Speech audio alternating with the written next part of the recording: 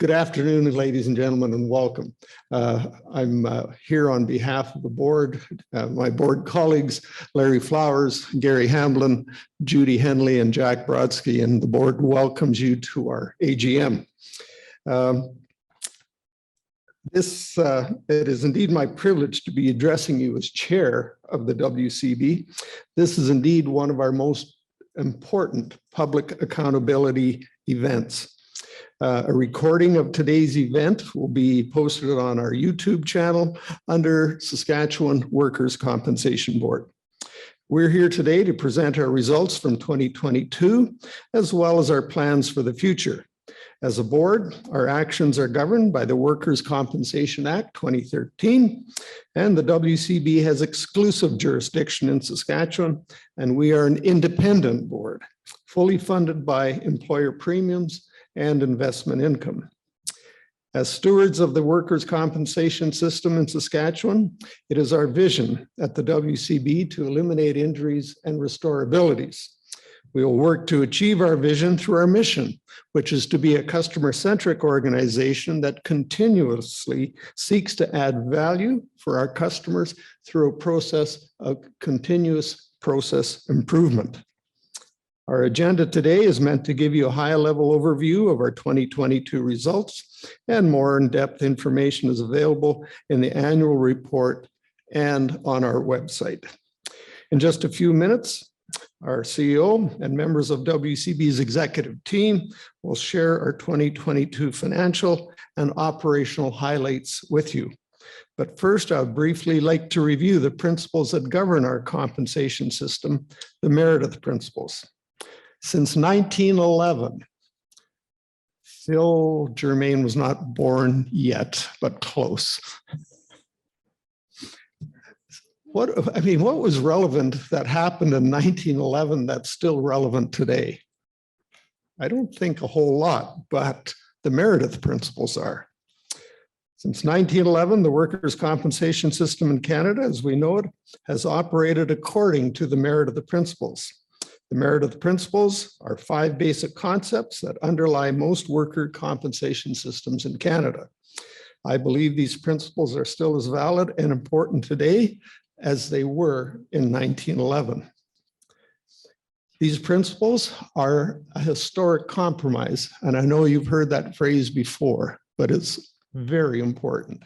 A historic compromise in which employers fund the workers' compensation system, and in turn, injured workers surrender their right to sue their employer for their injury. The principles stipulate that WCB will provide a no-fault mandatory insurance coverage to protect workers from earnings loss. Through this no-fault system, employers are protected from legal action arising from a workplace injury and collectively fund the compensation system. Financial stewardship is embedded in these principles and is a priority for this board.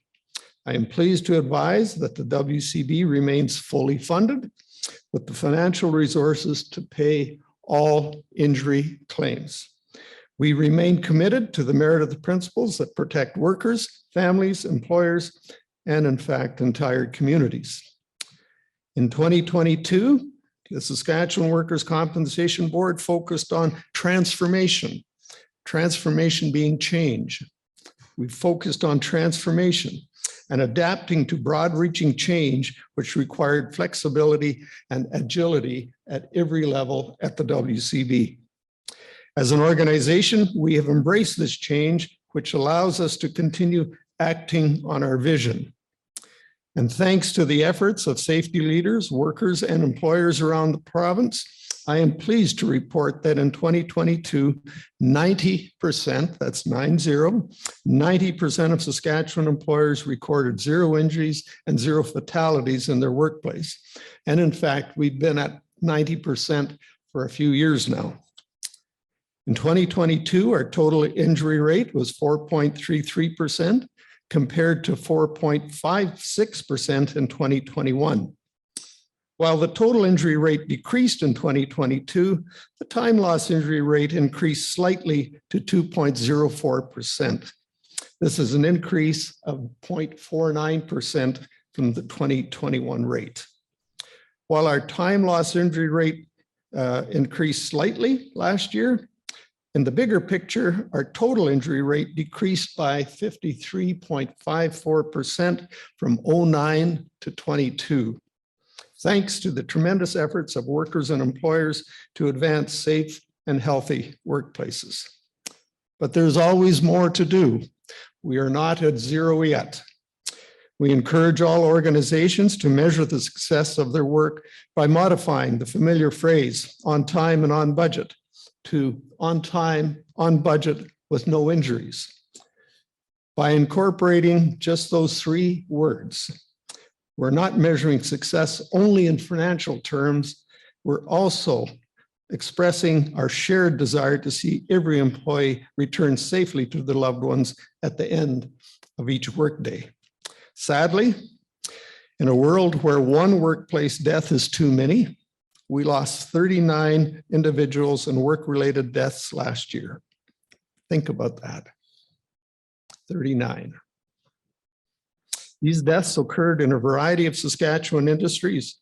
Exposure to asbestos made up 16 of the fatality claims accepted in 2022. Through our WorkSafe Saskatchewan partnership with the Ministry of Labour Relations and Workplace Safety, we continue to promote our asbestos risk awareness program through the province, which is in its third year. And you can learn more about this program on our WorkSafe website. The fact that 39 workers in Saskatchewan lost their lives because of a workplace injury is entirely and totally unacceptable to everybody. The impact of losing a loved one is felt most at home, but that devastating impact also extends into our communities and our province. Without question, we must continue to work together to make workplaces in Saskatchewan safe. It's only together that we can create safe workplaces where lives are never at risk and loved ones always return home safely. With that in mind, building on the 2019 to 21 fatalities and serious injury strategy, last year, WorkSafe Saskatchewan developed the 2023 to 2028 strategy, which was launched in March 12th, as a matter of fact, by Minister Morgan. And Kevin Mooney will speak more to that later in the presentation. Our 2023 average employer rate is $1.28 per $100 of payroll. The 2022 rate was $1.23. Last year, higher claim and payroll costs combined with a forecast of total costs rising at a faster rate than employer payrolls drove the decision to raise the 2023 average premium rate to $1.28.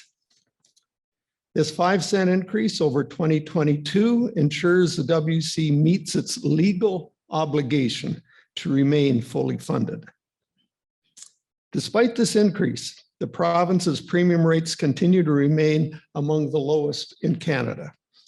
So on behalf of all of us at the WCB, thank you for your interest in our results and for taking the time to be here. This afternoon, Phil Germain, our CEO, Crystal Nett, our Chief Financial Officer and VP of Corporate Services, Kevin Mooney, our VP of Prevention and Employer Services, Jennifer Norleen Beidel, our Vice President of Operations, and Stuart Cunningham, our VP of Business Transformation Program, as well as Megan Hunt, will provide you with an overview of the details of the 2022 results. We will end the afternoon with a question and answer session open to everyone attending, and that includes people who are attending virtually. We are a rural province and we are constantly working to increase accessibility to our public meetings. That is why our live stream is equipped for customers to ask questions live. So with that, thank you again for being here, and I'll turn it over to Phil. Phil, please.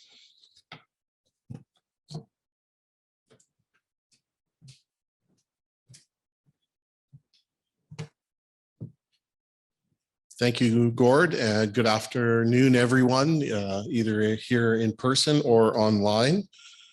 I'm very pleased to be with you today to share some of our accomplishments as an organization for 2022. I want to thank each and every one of you for taking time out of your day to come and join us and participate in our AGM. As Gord highlighted, our vision is to eliminate injuries and restore abilities. We want to prevent all work-related injuries and fatalities. And if someone is injured, we want to prevent disability by helping workers rehabilitate and return to work. We will continue working with our customers and partners to make the necessary changes to enhance our customer service and improve those outcomes of injury prevention and disability prevention. Year over year, the WCB aims to function with greater effectiveness and efficiency to deliver our excellent service. In 2022, the organization's journey was influenced by multiple internal and external factors, including our business transformation program, which I'll touch on, and then Stuart will give some more details.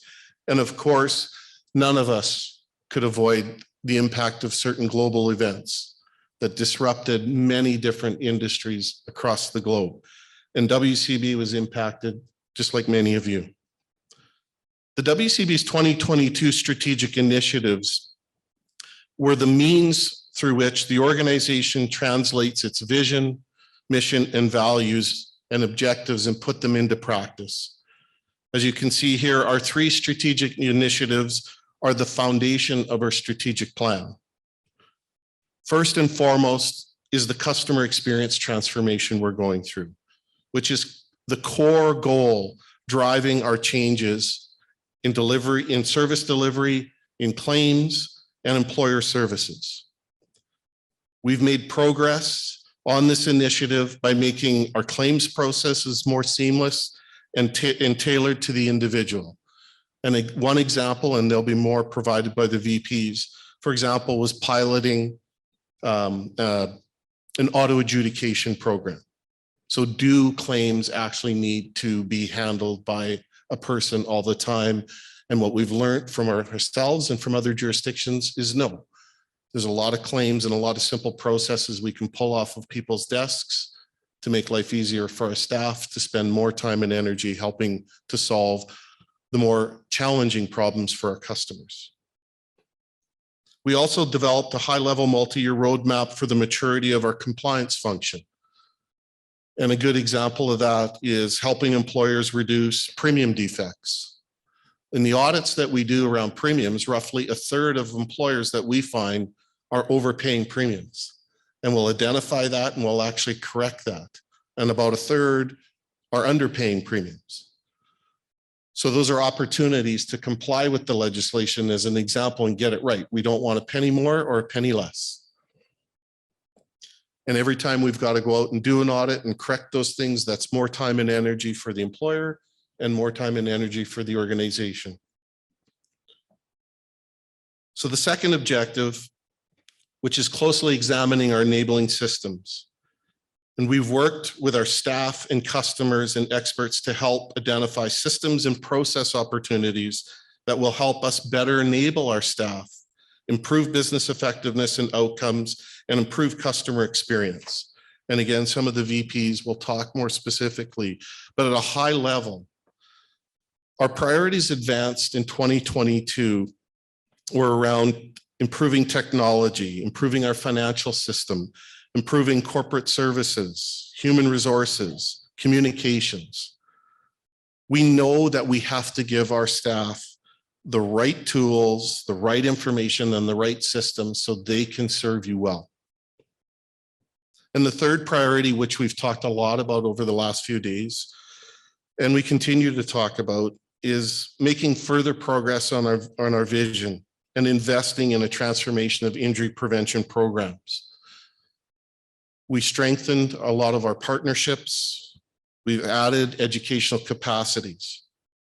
Our partnership with WorkSafe is invaluable in terms of creating that provincial strategy that helps all of us together move towards zero injuries and zero fatalities. Internally, it also included developing and enhancing our consulting and education model that focuses on practical ways to strengthen safety cultures in workplaces and raise awareness of workplace hazards that affect the most vulnerable workers in high injury in sectors. It's really about helping employers identify root causes of serious injuries and fatalities and things that they can do to prevent those. And based on those learnings, spread that education and understanding to other employers who can use that information to proactively prevent serious injuries and fatalities. In 2022, the Saskatchewan WCB took broad action to achieve its vision, mission, and values.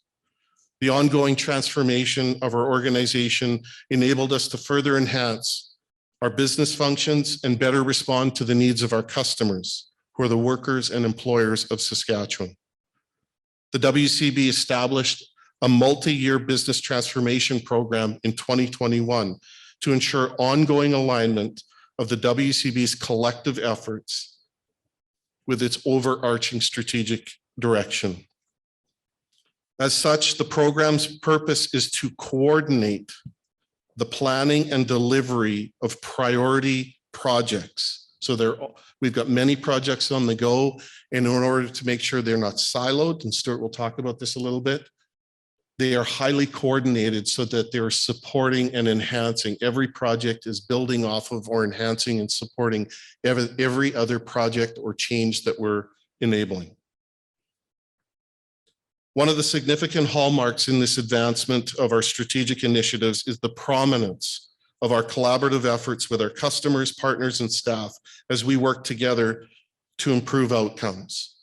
Since 2019, we've had an unprecedented number of events and initiatives that allow our customers, injured workers, employers, partners, healthcare providers, associations, come into the organization and help us better understand how we can improve things.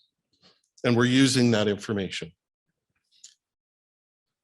I'd be remiss if I didn't acknowledge all the efforts of our management and staff in embracing the change. There's a significant number of change happening at WCB, and I can't thank the organization, the staff, and the management enough for all their efforts to not just get the day-to-day work done, but to embrace the change and work within the projects to make the necessary change so we can deliver you better, continue to deliver you better as we go forward.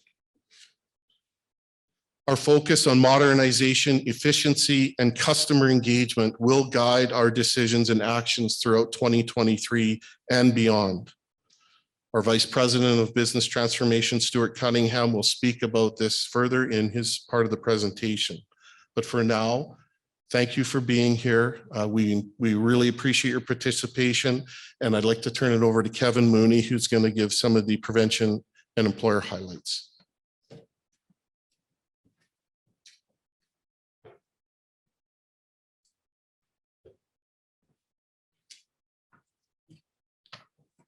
Thank you, Phil. Over the next couple of slides, I'll provide a brief update on the prevention and employer services highlights for the year.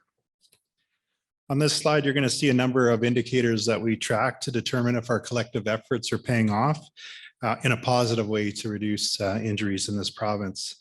By monitoring a number of things like the total injury rate, time lost injury rate, number of claims, and fatalities, we're able to have a pretty broad view of the performance in the province.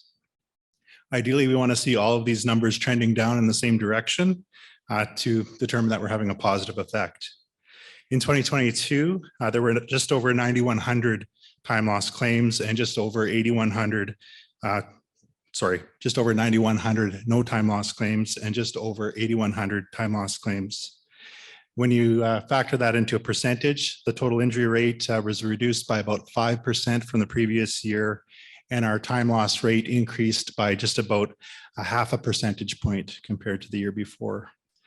As Gord mentioned earlier, we have seen tremendous success over the last 10 years with a 53% reduction in our total injury rate in the province. And I think we should all be applauded for our collective efforts there, but definitely our work is not done as we continue on with our new strategies going forward. Over the past few years, we've kind of challenged our approach to prevention. You know, we used to really look at the bigger claim numbers to come up with our strategies, but we're now focusing in more on severity and focusing in on fatalities and serious injuries in the province. As Gord mentioned, we built on the successful outcomes from our first strategy, which was published in 2019. And that carried on into determining our new strategy, which was just launched in March of this year. To develop that strategy, we met with a number of stakeholders throughout the province, just over 300, from many different groups, from employer groups, industry associations, organized labor, safety associations, Indigenous community, and foreign worker community, including leaders from across the province and seriously injured workers. And again, we just launched that strategy in March, and it'll be our focus for the next 5 years. It follows a similar approach that we use for all of our initiatives in WorkSafe. It's kind of a 5-pillar approach focused on awareness, education, targeting and consulting, partnerships, and enforcement. The strategy is a multi-year plan, and it utilizes our customer feedback and engagement, as well as the injury data to really focus our efforts. It focuses in on a number of common industries where we'll be focused, including healthcare, transportation, and construction, and then 7 common issues that are affecting most workplaces in Saskatchewan. Again, serious injuries account for roughly 13% of all of our claims, but over 80% of our costs in the compensation system. For more information on our fatalities and serious injury strategy, it can be found on our WorkSafe website. As Gord mentioned, we did accept 39 fatalities in 2022. This was a 25% increase from the year before. Occupational diseases definitely make up a large portion of those fatalities, making up more than 40% in 2021. However, there are some promising trends as well. This chart shows that the fatalities related to traumatic causes or acute causes are going in the right direction, whereas the occupational diseases are starting to grow year over year. So definitely in the future, we'll need to focus more on occupational disease. At this time, I'd like to turn things over to Megan Hunt, the Director of Safety Operations for the Occupational Health and Safety Division with the Ministry of Labor Relations Workplace Safety.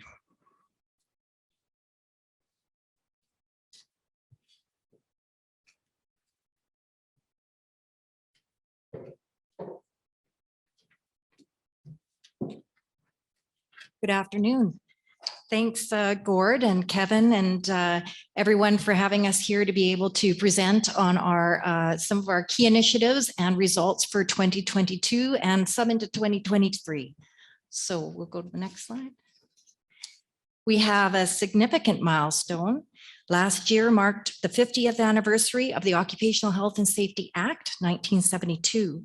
The bill was introduced in response to existing concerns for workplace health and safety and the implications for the economic and social development of the province. It was the first of its kind in North America and outlined a joint responsibility for safety between employers and employees. By 1973, the Act also contained 3 important rights protecting workers that still exist today: the right to know, the right to participate, and the right to refuse.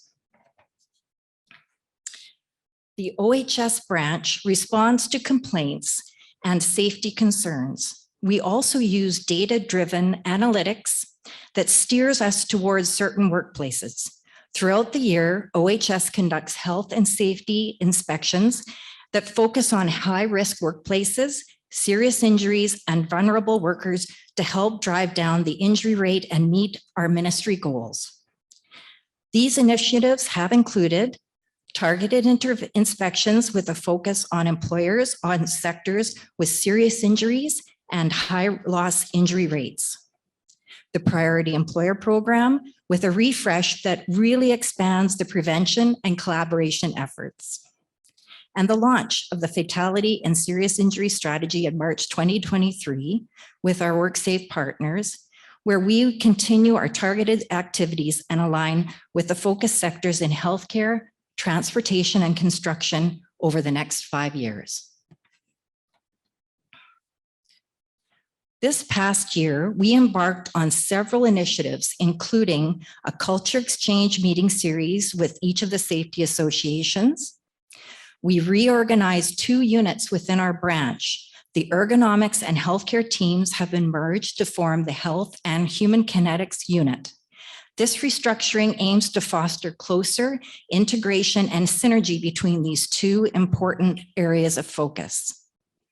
Standards harmonization has been a significant focus for us, and through the Pan-Canadian Occupational Health and Safety Reconciliation Agreement, we have made good strides in this area. Our goal has been to align our standards with those of other jurisdictions, ensuring consistency in equipment and practices.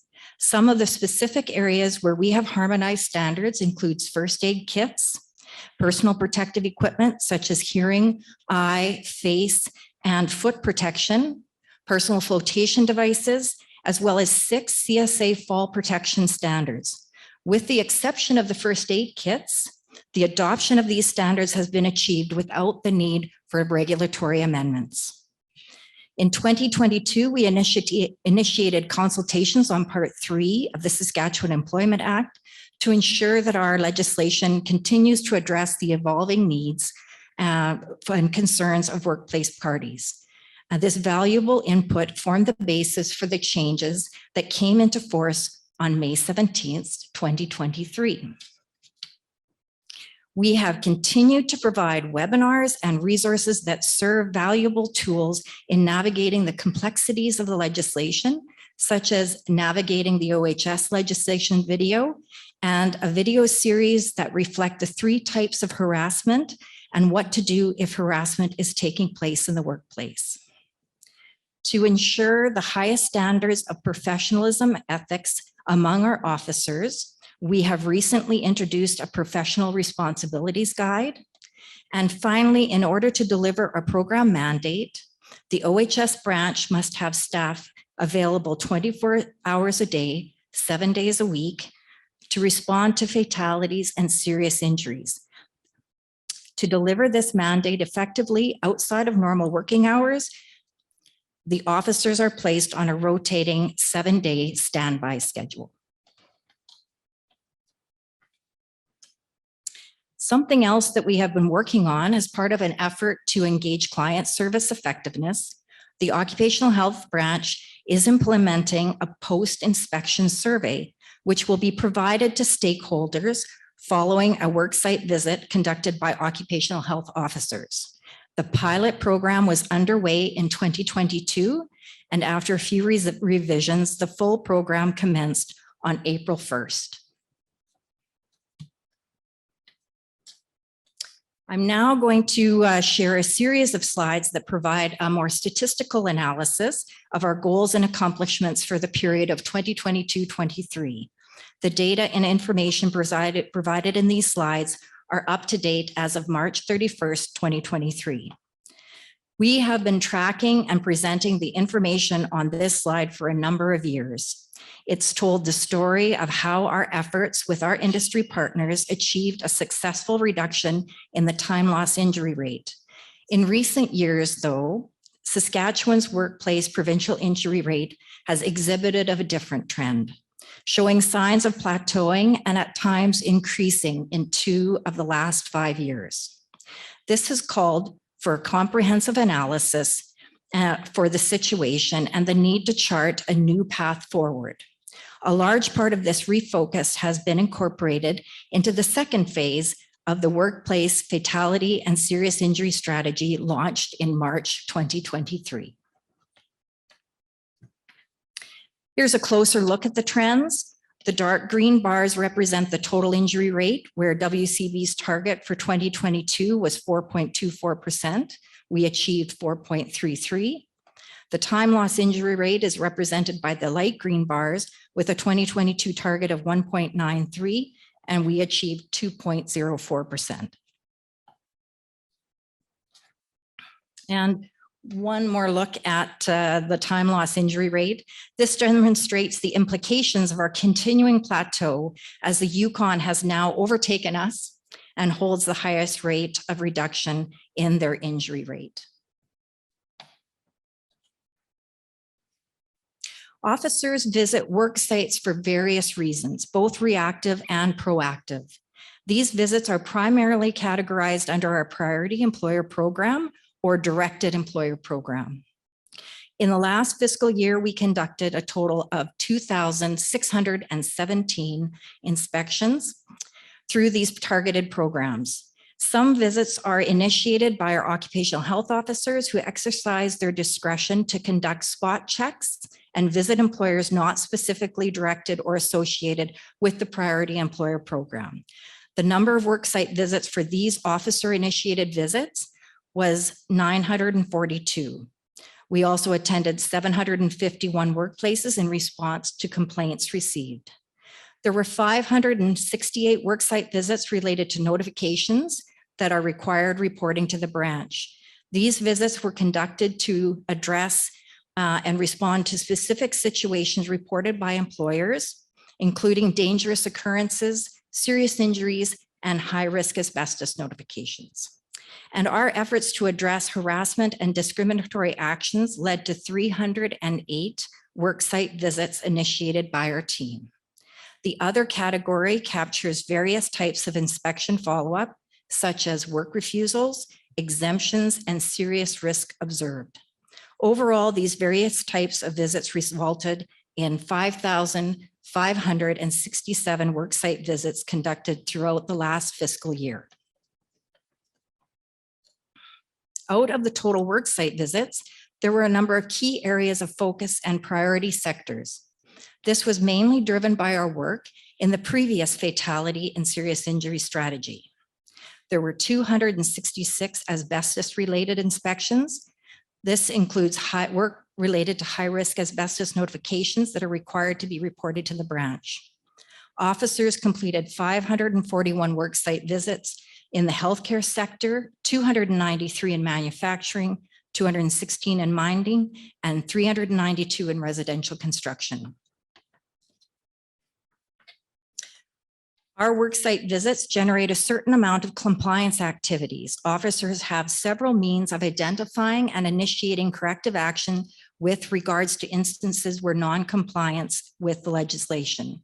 In 2022-23, there were 1,863 worksite visits where a notice of contravention was issued and 200 where compliance undertakings were issued. Officers also file official reports where an account of their visit and may include instructions for submission of certain documents. 3,101 worksite visits had officers' reports in 2022-23. We also keep track of various information and notations, which we call note to file, and 403 worksite visits had a note to file associated with them. The WorkSafe Saskatchewan Working Group also selects employers from a variety of sectors to partner with the WCB prevention representatives and OHS to work towards safety improvement. This is the priority employer program, and it continues within the latest fatality and serious injury strategy. The priority employer selection methodology and program design changed in 2021 and was implemented in 2022. There was a switch from phases, which is 1, 2, 3, completed and removed, to steps 1, 2, completed and removed. This is the status of the program from inception of 2023 to the end of March 2023. Phase 1 focused on developing an improvement plan with a goal of injury reduction and improved regulatory compliance. Phases 2 and 3 had a focus on safety development and sustainment. There were 35 employers working with our partners in phase 1, 22 in phase 2, and 11 in phase 3. 155 employers graduated from the program and 32 were removed. The program continues to evolve as we find better ways to engage with workplace parties. If you add up the number of summary offense tickets by month on the left, you will find that in 2022-23, the branch issued 42 summary offense tickets. There are 12 ticketable offenses. Offenses include failure to comply with fall protection, excavation and trenching, personal protective equipment, submission of progress report requirements, and submission of information requested by the director. Fines range from $250 to $1,000 depending on the offense. The pie chart on the right gives an overview of all of the SOTs that the branch has issued since inception in 2014. Ideally, we'd like to have about 85% success rate on issuing SOTs, either resulting in a paid status or a guilty plea. We are currently achieving this with 178 guilty or paid outcomes, which is about 87%. The other court outcomes can be stayed or withdrawn, and there have been 21 in those categories. Several are in progress. And the last slide I have to share with you speaks to our prosecutions. Last year for prosecutions, we had 26 files sent to justice. Of those, 21 prosecutions were initiated. We had 14 prosecution convictions last year for total penalties of $871,500. And with that, I'll conclude my presentation. Thank you very much for your attention.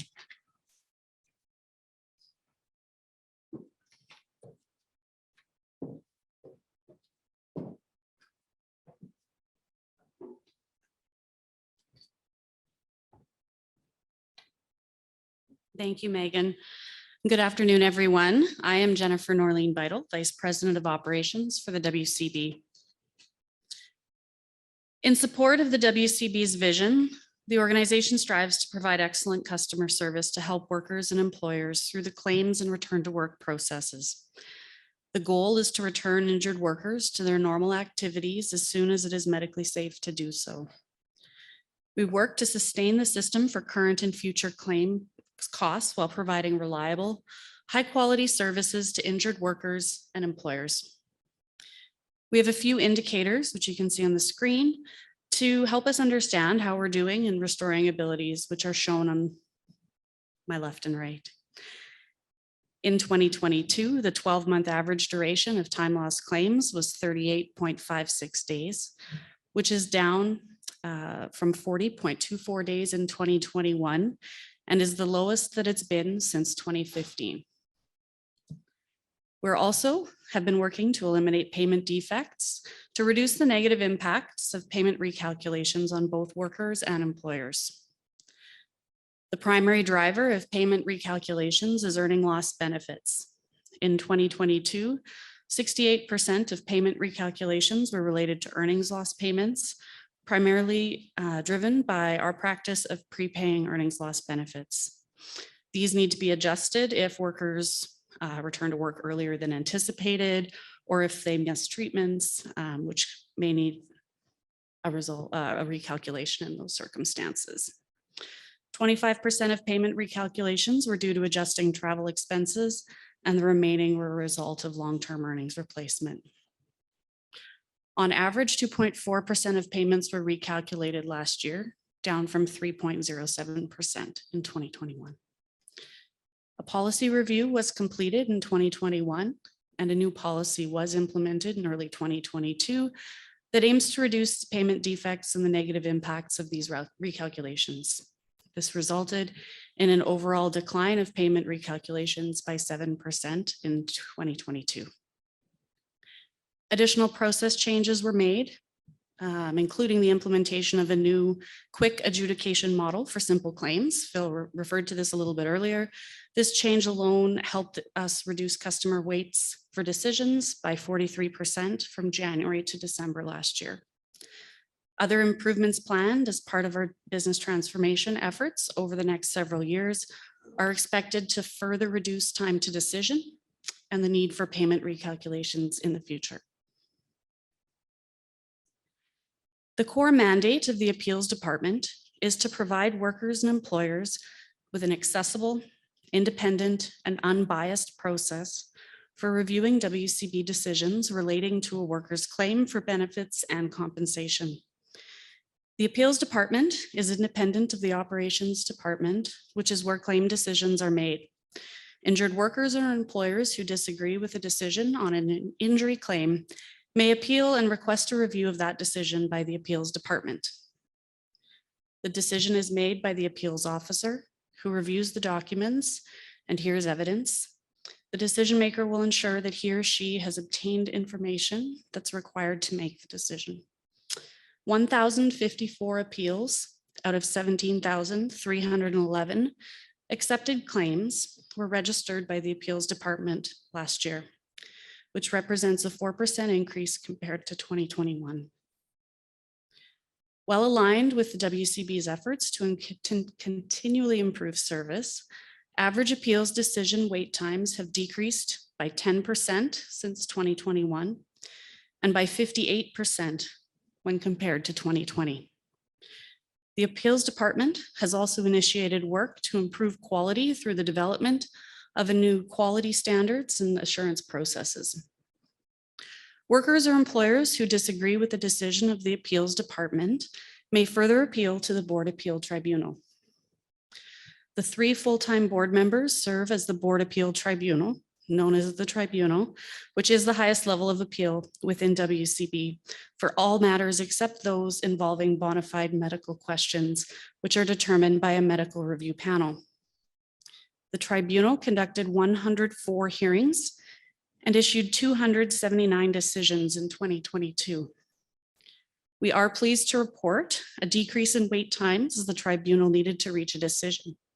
The average number of days decreased to 144 compared to 170 in 2021.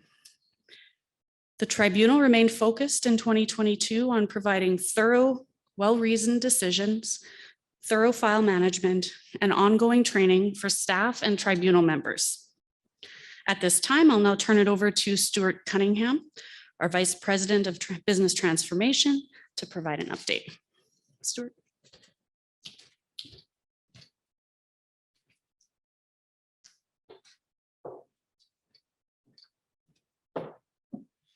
Thank you very much, Jennifer, for that introduction. Hello, everybody, and welcome to this afternoon's session. Thank you for joining us today. Launched in May 2021, the Business Transformation Program has been engaging customers, partners, and WCB staff in a multi-year journey that will see us implement the changes that we believe are necessary to meet our customers' expectations now and long into the future. Our program involves improving customers' experience and outcomes, updating, replacing, or introducing new technologies, and improving our processes and our approach to service delivery.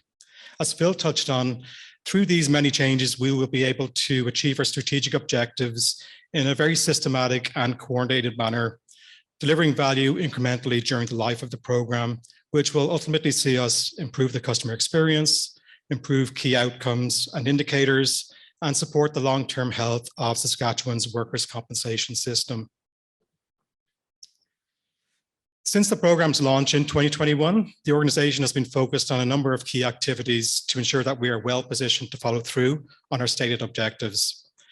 As well as focusing on the completion of some projects last year, this last year has also seen us invest in key capabilities such as building our organizational change management capacity and capabilities, implementing a strong program governance and delivery framework. And the WCB has also been implementing new customer communication and engagement processes, specifically related to the program itself. And we believe that these are the key building blocks for successful transformation. And actually, during this time, we've also been able to test and enhance these processes, these building blocks, as we've been rolling out new projects and completing those. As you would have heard Jennifer mention, we've tested and rolled out a number of new processes and forms in our operations area that are aimed at simplifying how you do business with us, as well as improving targets related to quality and timeliness. We've also started to implement changes to our service delivery model, focusing on how we can engage with workers, employers, healthcare providers in new and different ways that'll see better outcomes for everybody. We've also invested a lot of time during 2022, as well as into 2023, to ensure that we procure a new core technology solution that will allow us to modernize and continually evolve our processes, our customer-facing processes during the life of the program. Some of the benefits of this new modern technology platform would include more timely decisions, improved communications and case management processes and practices, as well as better and easier access to information and data. We anticipate being able to share more information to you in the coming weeks and months ahead related to this procurement. With this being the most costly and complex project under the program, we actually do anticipate rolling out the functionality that's associated with the new technology in a phased manner over the next 2 to 3 years. And our commitment to you all is to communicate frequently and engage often throughout this process. I'll now turn it over to Crystal Nett, our Chief Financial Officer and Vice President of Corporate Services, to provide us with the 2022 financial highlights.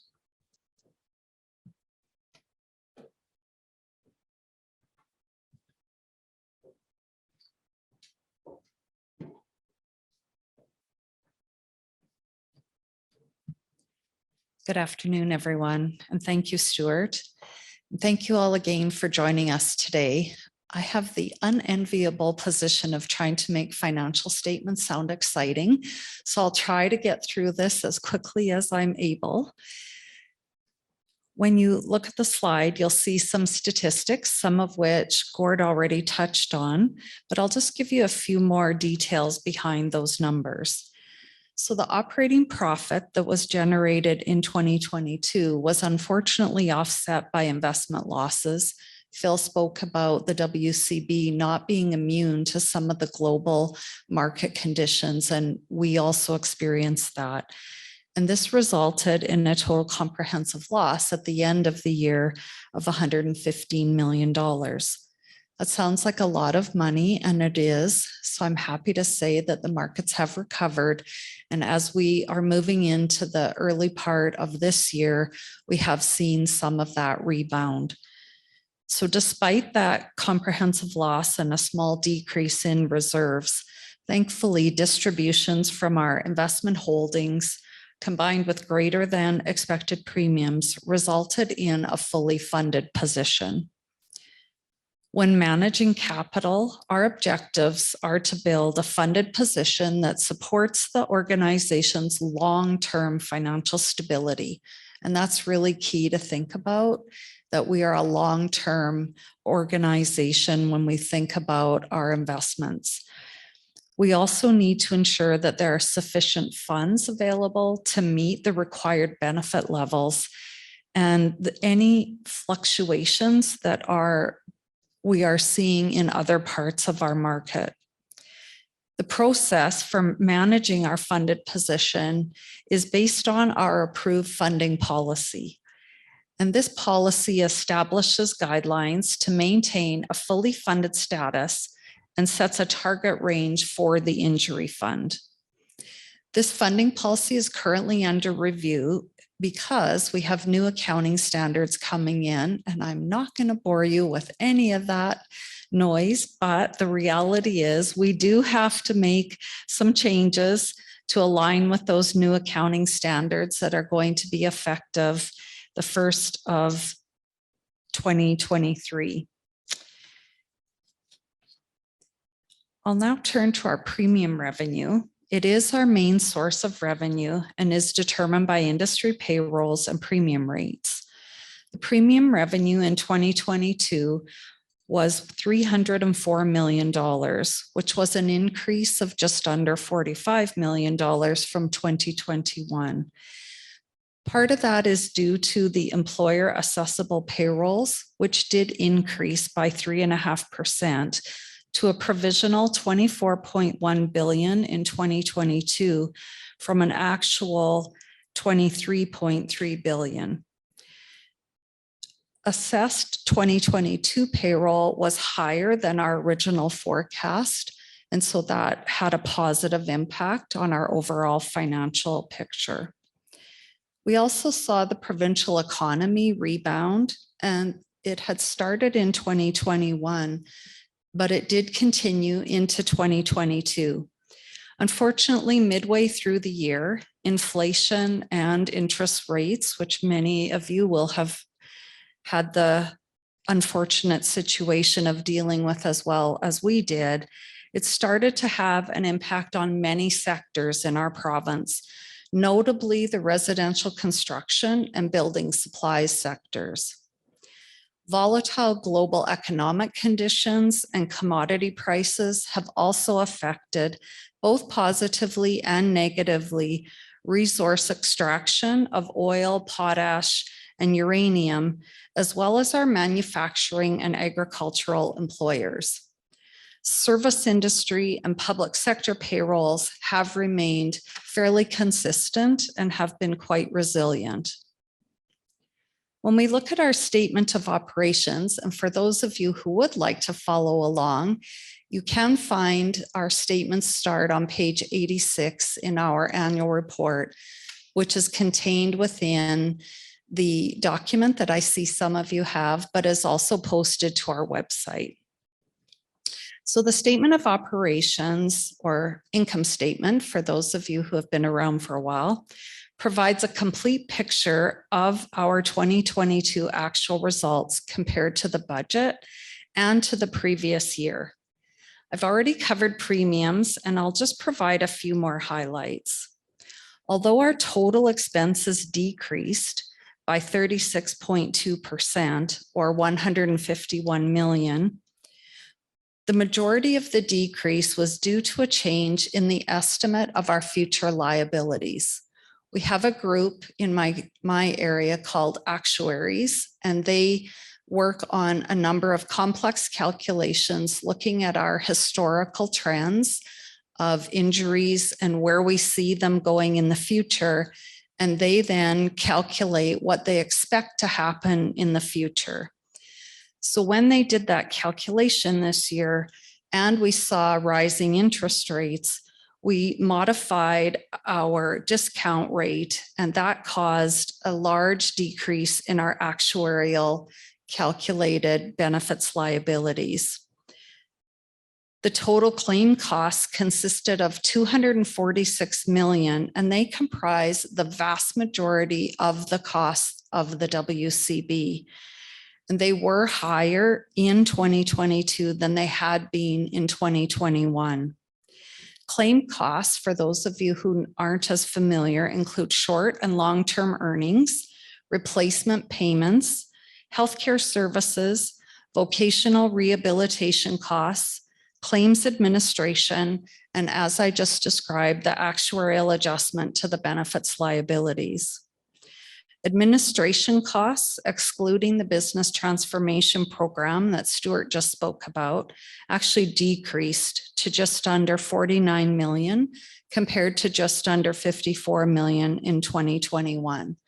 And all of our costs are reduced by Government of Canada fees, as well as future claims administration costs.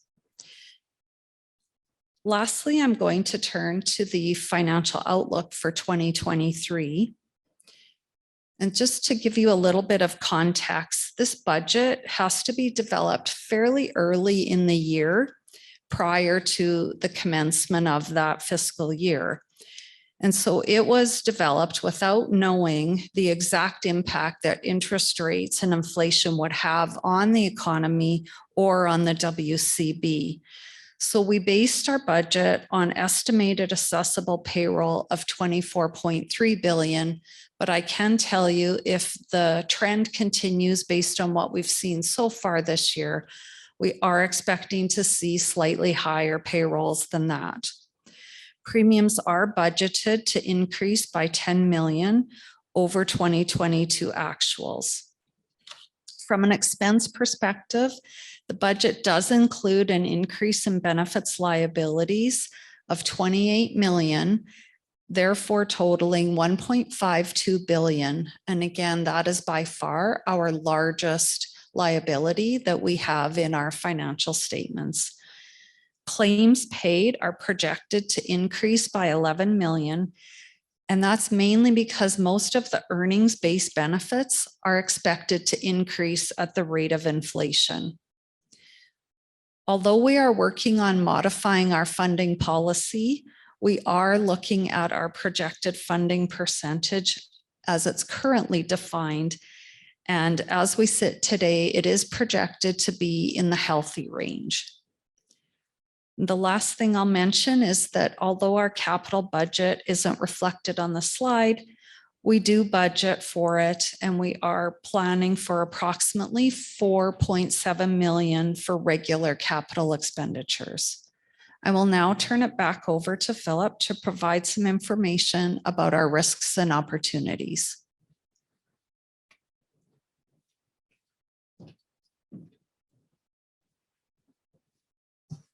Getting my steps in today. So thanks, Crystal. So in 2022, as we start to kind of look out to the future, the WCB is going to continue to be laser focused on the business transformation program. And you saw kind of that overview that Stuart provided. And you'll see that business transformation is going to be that primary focus in 2023, 2024, and for sure 2025.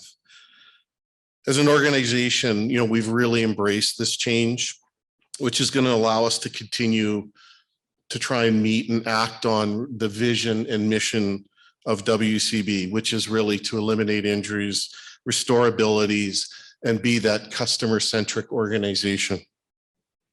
We've made a lot of significant strides over the last few years in developing the business transformation program and getting key and core projects done, and we will continue to work on that business transformation program over the next few years. From a risks and opportunities perspective, I don't think any of this is going to surprise you, but we go through an extensive enterprise risk management process with the management team. We go from the ground up, and then we meet with the board and we talk about them, and we identify our core risks that we need to be able to manage effectively so it doesn't prevent us from achieving the goals and objectives of the organization. Some of our critical risks are probably some of your critical risks. And one of the main ones is just simply recruitment and retention of staff. We know that recruitment and retention of staff across the board, and WCB is no different, we pay very close attention to this. And we've got many strategies and new processes in play to make sure that we are recruiting, training, supporting staff.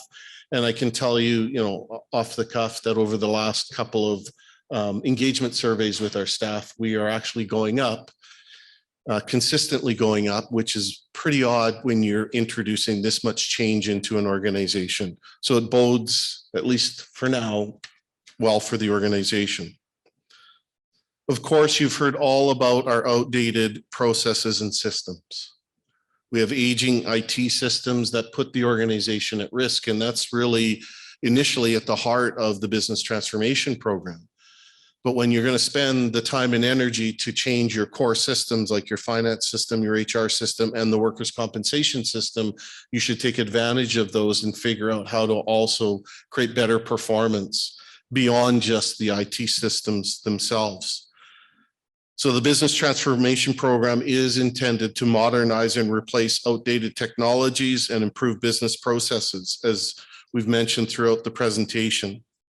Investing in those new IT systems and processes will result in improved customer service and greater efficiencies. As we talked about, the operations department is working on 3 major initiatives to support the timeliness and quality of service related to claims adjudication and claims management. And those include auto adjudication, timeliness of adjudication, and preventing work disability, which we call our work disability prevention model. Anytime you're introducing this much risk, this much change in an organization, anytime you're taking on a big IT project, change management and big, large IT projects, highly risky, and we are doing everything we can in cooperation from the board down. There are governance processes, systems put in place that help us manage all the risks associated with the changes that we do need ultimately to serve you better. And then the theme that we always talk about every year is those opportunities to improve injury rates and high durations in the injury rates. Kevin touched on this, but really the focus that WorkSafe took to move from this broad-based injury prevention strategy to one that is really focused on serious injuries and fatalities is not something that we've created. And we're not reinventing the wheel. What we've done is begged, stealed, and borrowed from many jurisdictions who have gone before us. focusing on serious injuries and fatalities is a way to move all injury prevention efforts forward. It's a way to capture people's attentions and focus, understanding root causes, dealing with those root causes. Because the truth is, the root cause of a fatality and a serious injury is often the same root cause that causes a near miss. The difference is a half an inch, a quarter of a second, but yet people will tend to focus on serious incidents, but they won't focus on the incidents that have the same root causes, but create different outcomes. So we're going to continue to focus on this with all our partners, and we're going to continue to march towards Mission Zero. On the opportunity side, kind of a mirror of what we've talked about. How do we support injured workers and employers? The WCB continues to focus on implementing innovative, best practice proven approaches to improving services to injured workers and their employers. The WCB and WorkSafe are investing in ways to help employers prevent, as I talked about, those serious injuries, occupational diseases, and fatalities, including psychological injuries. We will continue to focus on the program, the business transformation program, and the core projects within that. The business transfer program will, over time, see the organization develop new capabilities and deliver benefits to you, our customers. While replacement of the core workers' compensation solution is a critical priority in the medium term, the WCB will also continue to advance other elements of the transformation plan by focusing on service redesign in claims and employer services. And of course, we're going to continue to further the implementation of modern enabling systems, technologies, and processes in the areas of finance, human resources, and shifting towards an education and partnership approach focused on the next generation of prevention. We know that involving and partnering with people in meaningful change is critical to our success. If you're successful, we're successful. It will continue to be a significant focus as the WCB needs meet the needs of internal and external groups throughout this transformation journey. And of course, at the heart of a lot of what we're focused on right now, even the core workers' compensation solution, which is desperately needed from a risk management perspective, is also about getting manual tasks off our desks, reinventing the way we work with our customers to prevent disability. And that is going to be a core focus. As we talked about, serious injuries represent roughly 12% of our claims and 80% of our costs. There is a significant benefit to workers, employers, all our partners, and of course the WCB and our staff in getting this right. Preventing disability is really one of those win-win-win strategies for everyone involved. So part of the WCB's business transformation is an initiative focusing on that future state of effective claims management and disability prevention. As we talked last year, a pilot team tested a number of changes designed to improve services. Pilot tests resulted and exceeded our targets and showed promise in reducing handoffs between our staff, improving the quality of service to our customers, and supporting a timelier recovery and return to work. In May, we've modified the version of our auto adjudication model that was implemented. And now we're really just waiting for the new IT system to take what we've learned manually and figure out how to embed it within technology. Other improvements tested during the pilot will be integrated into the new claims processes focused on prevention of work disability, being implemented and started in 2023, and includes a different way of engaging and supporting our customers, both workers and employers. This initiative will see us identifying earlier on in the claims journey potential barriers that could prolong a worker's recovery and return to work. As we assist the worker in navigating through their claims journey, we will support the collaborative development of recovery and return to work plans with all parties involved.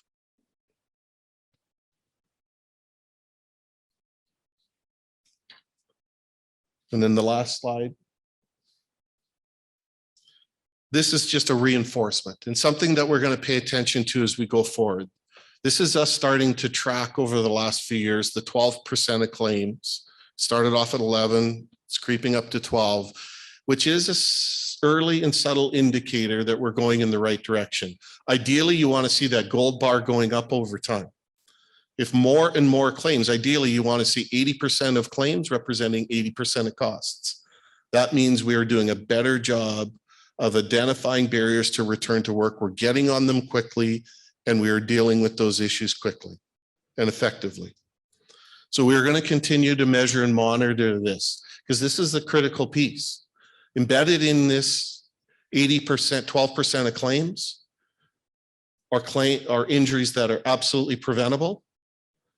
And even if an injury happens, how do you prevent the disability? We know there are people in the system that have been off work far too long. And that's a systematic issue. No, not just one group, one party. It's all of us figuring out how to work together, better together in order to figure out how do we help that customer through their barriers, the individual barriers they have, so they can effectively recover and return to work. So focusing on the prevention of serious injuries and fatalities, as they say, the easiest claim to manage is the one that never happens. Beyond that, we are going to get better at helping our customers identify the barriers to recovery and return to work, working with all parties to see those successful outcomes. So with that, I will turn it now back over to Gord to take us home. Well, ladies and gentlemen, thank you for attending, and thank you for attending the Compensation Institute upstairs.